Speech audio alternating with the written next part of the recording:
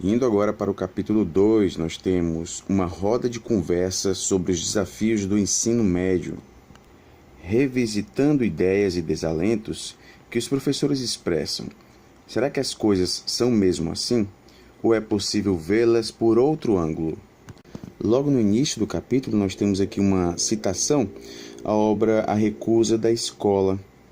As condições de vida recusam, ao mesmo tempo, em que impõe a necessidade de saber, do acesso à educação, a possibilidade do projeto que pretende outro futuro, outra forma de viver a vida. O interessante aqui é que nós temos duas possibilidades, né? As condições de vida dos nossos jovens, né, fazem com que eles não projetem o próprio futuro. Então, é difícil, boa parte dos jovens, né, que frequentam o ensino médio, projetar o futuro por meio da educação. É comum nós vermos discursos, né, muito imediatistas, em detrimento de projetos a longo prazo. Então, nós temos este lado, né? É difícil esses jovens projetarem o futuro por meio da educação. Agora, como é difícil eles projetarem um futuro por meio da educação, e isso reflete também o contexto no qual eles vivem, daí surge cada vez mais a importância da própria educação. Por isso que nós podemos fazer uma relação com o que está sendo discutido aqui no livro com esse trecho, né, dessa citação. As condições de vida recusam, ao mesmo tempo em que impõem a necessidade de saber. Então, nós temos as condições de vida desses jovens fazendo com que eles não projetem o futuro por meio da educação, e justamente por isso acontecer é que a educação se mostra cada vez mais importante. E essa realidade, né, que nós encontramos, diante disso, como é que os docentes lidam com esses dilemas? Obviamente, não é objetivo deste texto tratar de toda a complexidade que gira em torno desses dilemas pelos quais nós passamos cotidianamente. Sejam os dilemas relacionados mais diretamente à nossa prática docente, né, ao ensino, ou relacionados a essa necessidade de dar respostas a essas inquietações dos nossos jovens. Até porque estamos diante aqui de situações controversas, né? São tantas as controvérsias sobre o ensino médio que a escola fica perdida. Afinal, para que ele serve? Qual é o objetivo do ensino médio? Nós vimos na última aula que o ensino médio, quando considerado como apenas uma etapa para o ensino superior, a gente acaba esquecendo as especificidades deste período. E, de fato, como nós estamos vendo ultimamente, né, trata-se de um período bastante complexo. E não há uma consolidação de opiniões convergentes no que diz respeito a essa etapa. Muito pelo contrário, é comum haver discursos divergentes, né, os mais controversos possíveis, que se referem a esta etapa importante. Discursos como falta de interesse por parte dos jovens, altos índices de evasão e fracasso escolar, perda de identidade, sendo que, na verdade, o ensino médio nunca teve uma identidade muito bem clara. Vale ressaltar que aqui, no Brasil, a inclusão do ensino médio neste âmbito da educação básica e a sua progressiva obrigatoriedade veio de fato demonstrar que se trata de uma etapa bastante importante. E ainda falando de ensino médio aqui no Brasil, né, e no que diz respeito à sua própria configuração, nós temos como uma das características essa configuração dual, que é representada por uma dupla função. O ensino médio teria uma função de formar mão de obra qualificada e outra função de formar as elites políticas e profissionais. Aqui nós temos um foco maior nessa finalidade propedêutica. Então, durante um bom tempo, o ensino médio no Brasil teve, e por que não dizer ainda tem, esta configuração dual, representada por uma dupla função: formar mão de obra qualificada e formar as elites políticas e profissionais, com foco nessa formação propedêutica, essa formação que prepara para o que vem depois. Então, o ensino médio seria uma preparação para o ensino superior. E nós temos aqui até mesmo uma referência feita ao sistema S, que surgiu aí a partir da década de 1940, obviamente com foco nessa formação profissional.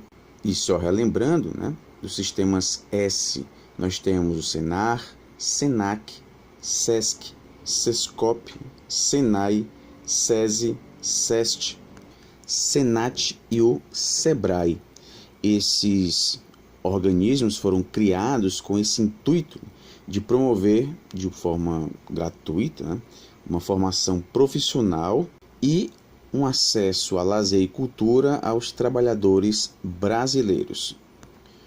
Vale a gente destacar aqui que durante muito tempo foi discutido o cancelamento de repasses que ocorrem ao Sistema S. Discutia-se, por exemplo, quanto esses valores recebidos pelo Sistema S eram de fato convertidos em serviços que eram acessíveis à maioria da população. Pois bem, nós temos aqui a referência a esse Sistema S. Nós temos também a referência feita ao período do pós-guerra, no qual nós vamos ter uma importância enfatizada nessa etapa que é o ensino médio. O ensino médio passou a ser privilegiado não só com uma mão de obra qualificada, gerando uma mão de obra qualificada, mas também por uma formação de uma cidadania política.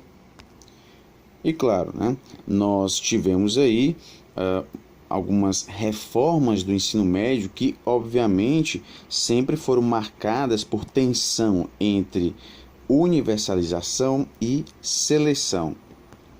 Afinal, o ensino médio deve estar mais voltado para a profissionalização ou para a formação geral, para a cidadania ou para a universidade. Há, obviamente, aí divergências no que diz respeito a esta finalidade, nessa função do ensino médio. Com esse grau de divergência, fica complicado tomar alguma posição. E, além de tudo, como se já não bastasse essa dupla possibilidade, essas divergências que ocorrem justamente por isso, nós temos aqui um momento atual da terceira revolução industrial, provocada pelo papel central que a microeletrônica e a tecnologia da informação assumiram nos sistemas de produção e na maneira como as pessoas se relacionam. Obviamente, isso também vai se refletir no relacionamento dos jovens com a própria escola. Essa terceira revolução industrial acaba gerando uma espécie de processo de substituição do homem pela máquina. A gente tem cada vez mais máquinas independentes. Isso ocorre principalmente nos setores primário e secundário da economia, ou seja, na exploração dos recursos naturais e na agropecuária, além também da produção nas fábricas e indústrias. Consequentemente, pessoal, a gente vai ter aí um crescimento do setor terciário. Ele passa a oferecer a maior parte dos empregos, que em geral disponibilizam benefícios salariais menores e dificultam aí a capacidade de organização desses trabalhadores. O que a gente pode perceber, pessoal, é que essas transformações tecnológicas que vão ocorrendo e, consequentemente, óbvio, vão influenciar, vão impactar nessa relação do jovem com a escola, elas não transformam somente essas indústrias e os meios de produção. como também o próprio espaço e as relações humanas. Por isso que muitos estudiosos dizem que essa revolução técnico-científica informacional, né, a terceira revolução industrial, é o grande motor da globalização na atualidade. E essa situação acaba se refletindo nesses atuais requisitos de qualificação dos trabalhadores. Passa-se a ter uma atenção maior ao próprio universo da informática. A gente tem aí um emprego massivo da informática, associada também a novos métodos de produção, simplificando procedimentos e limitando o raio de atuação desses profissionais. Algumas funções que antes eram vistas, como funções complexas, acabam não sendo mais necessárias, acabam sendo inutilizadas. A gente pode até fazer referência aqui ao que Álvaro Vieira Pinto traz em seu livro O Conceito de Tecnologia. No lugar de a máquina trabalhar no homem, o homem passa a trabalhar na máquina. O mecânico é cada vez mais um trocador de peças. O padeiro aperta botões de máquinas automáticas. O torneiro mecânico hoje lida com tornos computadorizados que praticamente trabalham sozinhos. De fato, nós encontramos aqui uma relação direta com o que Vieira Pinto traz em sua obra, De fato, o homem passa a trabalhar na máquina. E isso, pessoal, consequentemente, faz com que esse mercado de trabalho para profissionais de nível médio, acaba se retraindo. Em contrapartida, a procura por emprego, desses jovens acaba aumentando. Temos, de fato, aqui uma crise estrutural do capital, o que me faz lembrar da obra de Mesaros. Essa crise estrutural que Mesaros nos traz em sua obra, também chamada de crise estrutural do sistema metabólico do capital, acaba de fato afetando todas as esferas de produção e reprodução social. Ele vai se contrapor a essa tese de suposto capitalismo organizado, que de fato dominou o debate intelectual no pós-guerra, e vai chamar justamente a atenção para esse surgimento, para essa emergência de uma nova fase capitalista. O sistema capitalista, de fato, passa agora a atravessar uma crise endêmica, cumulativa, crônica e permanente. Pois bem, também é nesse contexto de crise que se dá esta relação dos jovens com a escola. Por isso que é veiculado um discurso já fossilizado, Com alunos de hoje fica difícil ensinar. Antigamente a escola era melhor. Será que podemos pensar assim? Será que a gente pode continuar pensando que ensinar antes é melhor? Pensar dessa forma, pessoal, é justamente levar o problema única e exclusivamente para o lado do aluno. De fato, no que diz respeito ao público discente, durante muito tempo essa escola ela foi frequentada pelas camadas mais privilegiadas da população. Agora, nas últimas décadas, principalmente a partir da década de 90, a gente vai ter camadas sociais que antes não se faziam presentes na escola adentrarem nesse universo formal de ensino.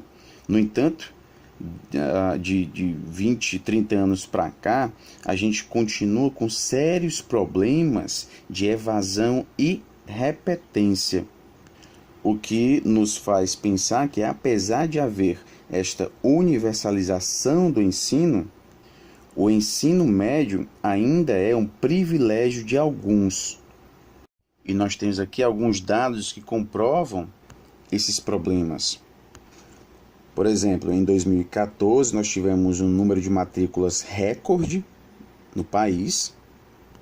No entanto, este número de matrículas foi caindo, caindo de 2004 até 2012, o que acaba nos dando informações de que, de fato, há uma incompletude desse processo de democratização da escola. Por quê?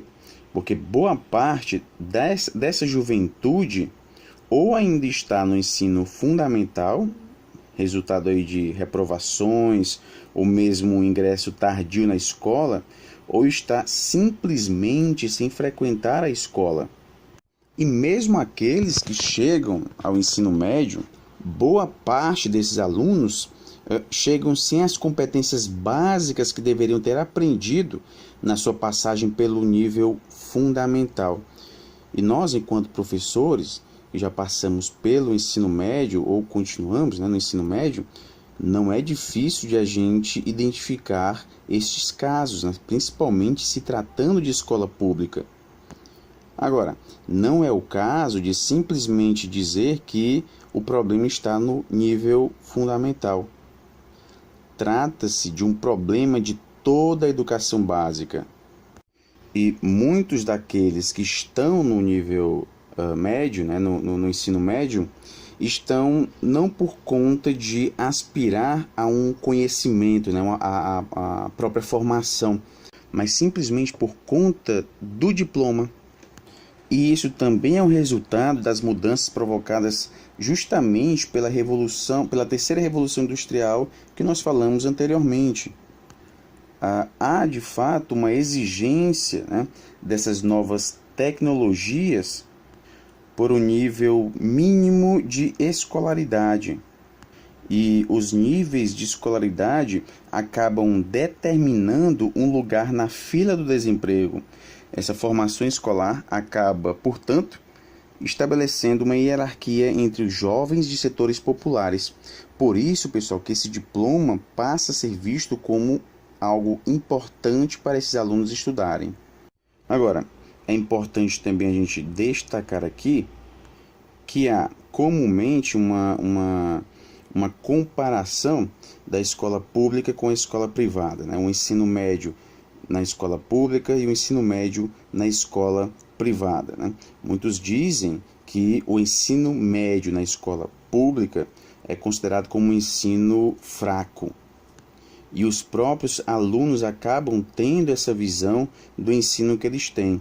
Agora, essa visão, ou mesmo preconceito que é tratado aqui, ele é construído por décadas no país e não representa necessariamente uma realidade, uma vez que nós temos escolas privadas boas e outras que não são tão boas. Nós também temos escolas públicas boas e outras escolas que não são tão boas assim. No entanto, a mídia e os sistemas de ranking acabam avaliando aprendizagens desses alunos de escolas públicas e privadas sem diferenciar o que eles aprendem dentro e fora da escola. Consequentemente, a mídia e esses sistemas acabam reforçando ainda mais esse preconceito. Seria, portanto, importante considerar o que esses alunos da classe média trazem consigo, esses conhecimentos e habilidades que eles trazem de casa, da família, tudo isso já está sintonizado com o padrão de ensino que é praticado na escola. Diferentemente de boa parte dos alunos da escola pública, eles não trazem consigo esses conhecimentos, essas habilidades. Por isso que já começam aí com uma espécie de defasagem. E essas representações que são veiculadas acabam, de fato, fazendo com que esses jovens se sintam em uma situação inferior, ou mesmo se sintam inferiores no que diz respeito ao conhecimento, se comparados aos alunos de escolas privadas. Isso acaba gerando uma espécie de desmotivação. E aí surge o papel do professor como um agente importante. Apesar de a gente não estar tratando do ensino fundamental, e de fato os professores do ensino fundamental acabam sendo mais idealizados pelos alunos, no ensino médio isso pode ocorrer também, como nós encontramos aqui no texto. O sentido da escola para esses jovens está muito vinculado a essa identificação que os jovens têm com o próprio professor. É como se o professor de fato representasse a própria escola. Por isso que a gente tem aqui que interesses pela disciplina, por exemplo, está muito relacionado à atitude do professor, né? Como ele ensina, a sua paciência com os alunos, a capacidade que esse profissional tem de estimular esses alunos. A gente não pode negar que os professores são sensíveis à vida desses alunos e, ao mesmo tempo, eles acabam tendo aí baixas expectativas em relação a eles, né? Quem aqui nunca teve baixa expectativa em relação a um aluno, né? Justamente por entender, por compreender a realidade difícil pela qual determinado aluno passa, a gente acaba imaginando que ele não seria capaz de aprender isso ou aprender aquilo, que ele não teria capacidade de fazer isso. Consequentemente, essa visão que a gente acaba reproduzindo passa para eles uma mensagem negativa. Por isso, pessoal, que essas escolas localizadas em bairros periféricos são aquelas que mais precisam de professores, de preferência professores mais experientes, mais motivados. Agora, a gente sabe que essas condições precárias de trabalho, né, que nós encontramos nesses bairros acabam fazendo com que esses profissionais escolham outros locais para trabalhar. Então, não é fácil a gente ter profissionais experientes e motivados que queiram trabalhar nessas situações precárias. Agora, diante da atual situação, né, dessa crise estrutural do capital, muitas vezes não se trata nem de opção, né? O profissional acaba não tendo nem opção. A única opção é trabalhar nesses bairros periféricos. Outro problema que nós temos aqui no texto, que acaba também levando uma certa desmotivação para esses alunos, é o grande absenteísmo, né? De fato, há um índice muito elevado de faltas, né, de professores, seja por motivos de doença, tensão que ocorre nas escolas, ou mesmo no caso das mulheres que têm múltiplas funções a cumprir, ou mesmo compensação para baixos salários, que a gente pode até falar de uma espécie de greve branca, né? Isso acaba criando uma dificuldade nesse clima, né? De interação com esse jovem, esse relacionamento com o jovem. Ele acaba achando que esse professor não está nem aí para o seu trabalho, consequentemente ele não está nem aí para ele mesmo. E a gente acaba encontrando uma espécie de reciprocidade nessa relação, né? Tanto o professor como o aluno, eles querem ser considerados e reconhecidos pelo seu esforço. Em geral, os alunos aprovam os professores que são mais exigentes, que utilizam diferentes recursos para explicar, que lhes facilitam a compreensão dos conteúdos e que têm uma maior disponibilidade para responder às suas perguntas, que aceitam ser consultados fora da sala. De qualquer forma, pessoal, a gente pode dizer que, de fato, né, há uma tensão nessa relação dos alunos com o professor. E onde que entra a família, né? As famílias só têm cobranças para com a escola, mas não ajudam seus filhos. Com essa universalização do ensino médio que a gente vem tendo aí nas últimas décadas, né? Isso também acaba impactando nas famílias. Para muitas famílias, o simples ato de mandar os filhos para a escola já é um esforço grande. É mais uma despesa, né? É alguém que vai ficar algumas horas estudando em vez de tratar de ganhar dinheiro, né? Tem muitas famílias vêm dessa forma, né? É mais importante ganhar dinheiro trabalhando do que estudar. E seja lá que trabalho for esse, né? Seja que trabalho for esse. Mas, mesmo assim, esse grande volume das camadas populares que está entrando no ensino médio traz uma imagem de um país que está diante de uma geração de jovens mais escolarizada do que os seus próprios pais. E quando a gente ouve, né, ou mesmo produz o discurso de que o aluno não pode aprender porque não tem uma família que apoie, porque veio à escola sem saber praticamente nada, né? Aqui ali a gente escuta esse tipo de discurso. Nós temos uma citação aqui feita a Charlot. Ele vai dizer que esse discurso que só se pode ensinar ao aluno que foi provido por sua família das disposições necessárias para ser ensinado, isso não deve ser considerado, né? Isso deve ser desfeito, esse paradoxo, né? Esse discurso que o professor só pode ensinar aquele aluno que foi provido por sua família. O interessante é que ele traz na sua obra, né, essa perspectiva de que não é possível a gente dizer que alguém não aprende, né? Até porque se aprender, ele é algo que é intrínseco, né? Ele está presente, é uma condição obrigatória no processo de construção do sujeito. É através desse aprender que esse sujeito vai se construindo. Então, não é possível a gente falar que alguém não tem como aprender, não pode aprender. O aprender, ele faz parte da própria ontologia do indivíduo, da essência do indivíduo. Fala-se muito de inovação e de autonomia da escola, mas todas as decisões vêm de cima e nem sequer somos consultados. Assim não dá para inovar coisa nenhuma. Aqui nós vamos ter uma referência feita à autonomia, né? E de fato, com os debates que ocorreram antes da Constituição de 88, justamente por conta aí do fim da ditadura, nessa busca por democracia, uma gestão democrática, isso acabou se refletindo, né, na atual gestão democrática da escola. Agora, essa gestão democrática da escola acaba sofrendo impactos de determinadas ações que, direta ou indiretamente, acabam tirando a autonomia dos sujeitos envolvidos nesse espaço escolar. Como exemplo, a gente pode citar aqui os sistemas de avaliação institucional nos processos de ensino.